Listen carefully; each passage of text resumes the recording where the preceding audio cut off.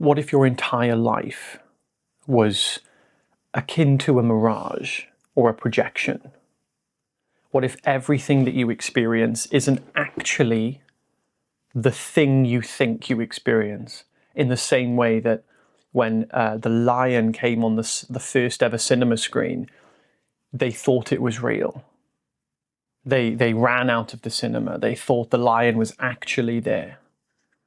What if life is a very, very well curated equivalent of an experience like that?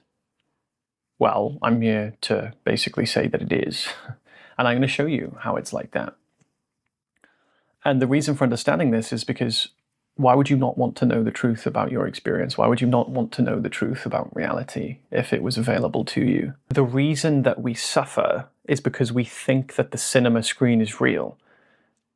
That's the cause of all suffering. It's not because we don't know what reality is. It's actually because we think we know what reality is when we don't.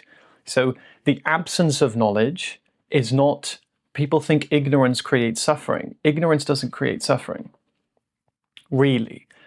It's believing that what reality is isn't actually what it is. So it's an active thing.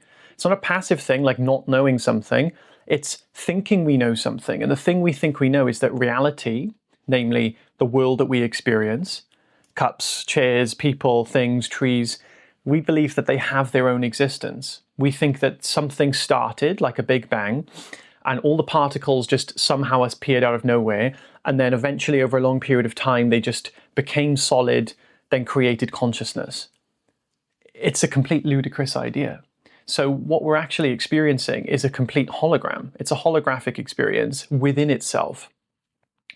So the first thing to see is that we think that we look outside of our eyes and see a world, like as if everything's dark, like everything's there, but it's like everything's dark.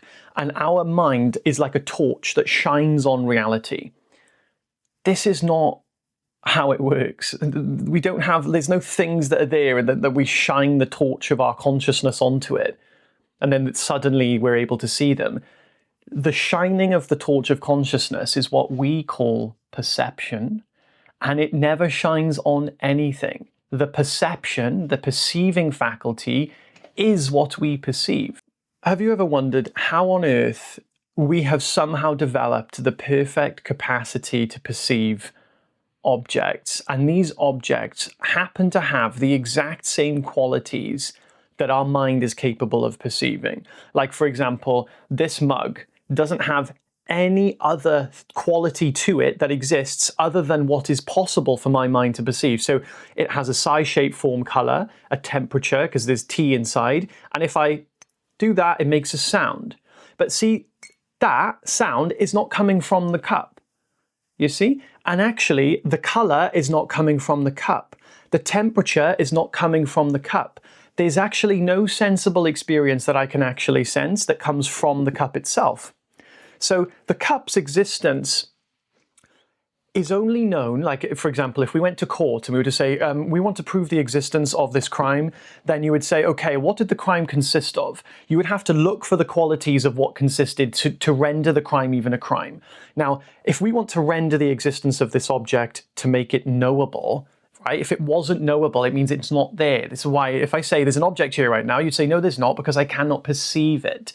Well, in the same way, let's see if we actually perceive a cup, because would you argue that to perceive a cup, you must perceive the actual substances that create the cup, right? Basically, the cup must have fundamentally a temperature. It must have fundamentally a color. It must have fundamentally a sound. It must have fundamentally whatever it is we actually perceive of it. Let's see if it does. When I touch the cup, I feel a temperature. Right? If this cup was a bit hotter than it was, it would hurt my hand, so that would create pain. If I touch the cup and it creates pain, is pain inside the cup? If we sliced open the cup and dissected it with our scientific forensic hands, would we find pain inside it? Of course not. Pain doesn't exist inside a cup. But notice this, pain is just a strong degree of sensation.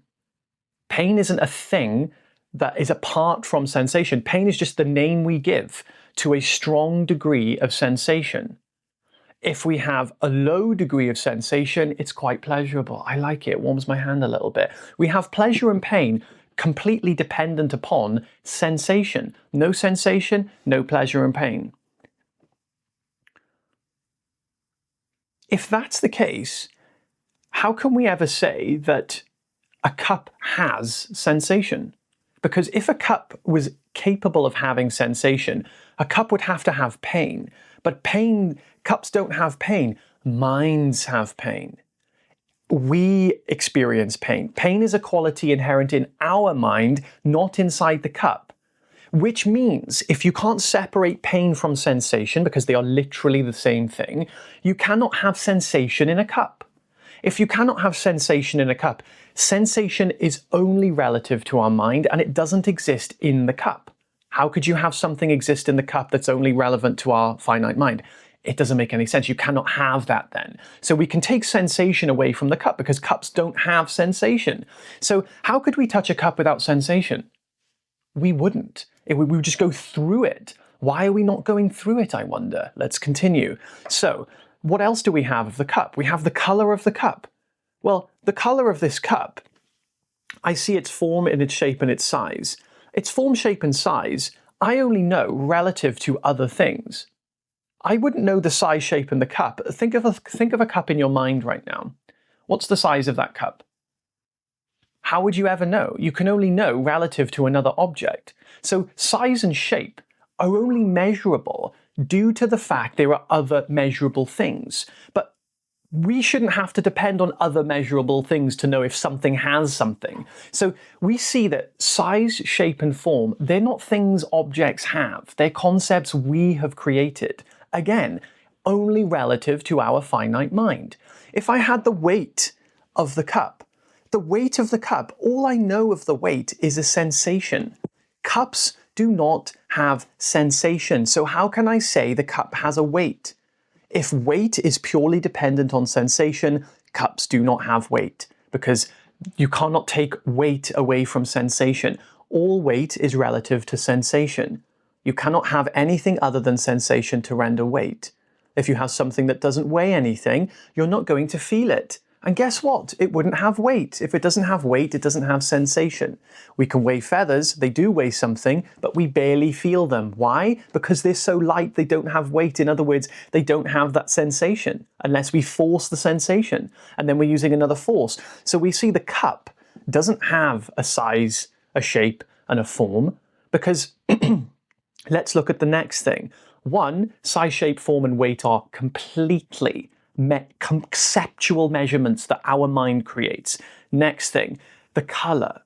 Does the color come from the cup? We don't even have to go there. Science has already discovered color doesn't come from cups. Cups don't have color. Cups aren't the source of color. Nothing, no object is the source of color. No objects even have color. Color is literally the representation our mind creates based on what we call light. We're not going to go there for a minute. That vibrates the optic nerves. It's another vibration. It's basically a sensation. We are not experiencing color. Things don't have color. If you were an alien, you'd come to Earth, you probably wouldn't see yellow, red, blue, and green. Nothing has color. Color is not inherent in an object. Okay, so the cup doesn't have a size, it doesn't have a weight, it doesn't have a form, and it doesn't have a color. Because how can you have a form of something that isn't measurable? Because we've discovered measurement, size, shapes, and forms, they're only measurable relative to other objects that we have created through concepts. And concepts, by the way, are not accurate depictions of reality at all. We cannot rely on those. So we have a mug that has a temperature, but the temperature is only relative to sensation, sensation only relative to our mind. The color only relative to our mind, doesn't actually have color, therefore doesn't actually have a size and shape, because you can't have a colorless mug. You can't have a colorless mug. If you had a colorless mug, you wouldn't be able to find it. You would not be drinking tea out of a colorless mug, especially if one you couldn't sense. Right? You've got a colorless mug that doesn't have you can't find the handle because you cannot sense it, because mugs don't have sensation. So if you take these qualities away, the point of this exploration here is simply to see what does the mug have that is actually its own. What does the mug have of its own accord? What does it have of its own substance? Nothing. Because the only way we would ever know a mug, I'm drinking a concoction of creatine, shilajit, Earl Grey, and Manuka honey. It tastes really good. This mug does not have its own existence, basically. It's everything to do with the mug. The only thing we can ever know of the mug is literally what we've just described doesn't come from the mug, is only an expression or a representation of our own internal state, of our own mind. Nothing else consists of the mug. Just like when you dream at night, you go to sleep and you create a world that is consistent of only the qualities that your mind is made of. And that's all you experience is things. And now we think, oh, our mind is just creating a world that it's like our mind's like learned about the world and it's like creating its own version of it. How cute the mind is like no, it's not. It's not. The mind's not just creating because the world is there. It's the only thing that our mind is capable of perceiving and creating. So in this world, we're not like, it's not like we're viewing the world. The world is actually made of our own sense perception, just like when we're in a dream. The only difference between a dream and a waking world is that we share the waking world. We don't share a dream state, we share the waking world. That's why the waking world is more substance, it has more consistency. How do we share? How is it that we can have 5 people look at the same object and from 5 different points of view? Because we're sharing the same consciousness. So this brings us to the next point. Nothing consists of the mug or any object that the object actually has. We never see what the object has fundamentally. Massive thing to realize. Huge thing to realize. No object has substance. No object has an actual form of its own, other than what we create of it. How does that happen? Because we are basically labeling concepts over pure experience, over pure perception. So we have pure perception, which is exactly what you're experiencing when you experience the actual mug, removed of its weight, size, form, concept. You actually don't even have anything left when you do that. The whole world is made of that. The whole world operates in the same way. The whole world is exactly the same as this experience. Nothing else consists of it. Think of this. You have a sound. The clicking of my fingers, where's that coming from? Actually, just look for a moment. All you know of the sound is pure hearing. You hear the sound. There's hearingness, right? That you know is your mind. You know your mind is hearing because cups don't hear anything. So you are hearing, that's a part of your mind. Now you hear the click. That's a terrible click. That's better. Left hand is better. You can hear the click. And what do you come into contact with?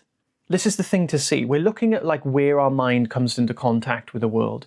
So where does the mind come in contact with the click? And what is it coming in contact with? Is it coming in contact with my fingers? Of course not, because fingers don't have sound inside them. So where is the sound being experienced? We're looking at this on a deeper level now. We're not looking at, oh, the sound is a condensation of air. And we're looking at where is the sound being experienced and how is it being experienced there? Think about it. Could I turn on the TV to pour a glass of water? No, because they're in 2 freaking different dimensions. They don't do the same thing. If a storm happens on my TV, it doesn't storm outside. 2 different dimensions. Which means that you cannot do things on multiple levels, on multiple dimensions, and expect them to have any correlation. How is it that our mind has such a direct correlation with the world? And how is it that the world seems to perfectly correlate with the capacity our mind has to perceive it? Basically, there's nothing else of the world other than what our perceptions have. Not even experiential.